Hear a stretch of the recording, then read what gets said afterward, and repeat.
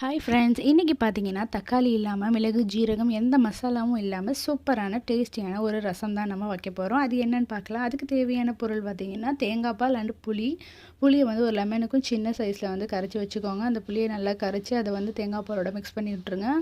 அதுக்கப்புறம் நம்ம இப்போ தாளிப்புக்கு வந்து ஒரு கடாயை வந்து ஸ்டவ் ஆன் பண்ணிவிட்டு வச்சுக்கலாம். கொஞ்சமாக ஒரு 2 டேபிள் ஸ்பூன் வந்து எண்ணெய் ஊற்றிக்கோங்க. எண்ணெய் நல்லா சூடானதும் 1 ஸ்பூன் வந்து கடுகு போட்டுக்கோங்க.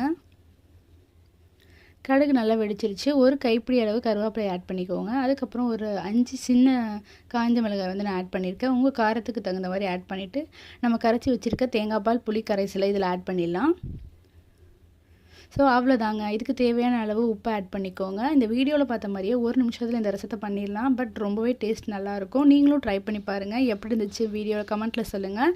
ஸோ இந்த வீடியோ உங்களுக்கு பிடிச்சிருந்தா மறக்காமல் என்னோடய சேனலை சப்ஸ்கிரைப் பண்ணுங்கள், லைக் பண்ணுங்கள், ஷேர் பண்ணுங்கள். தேங்க்யூ ஃபார் வாட்சிங்.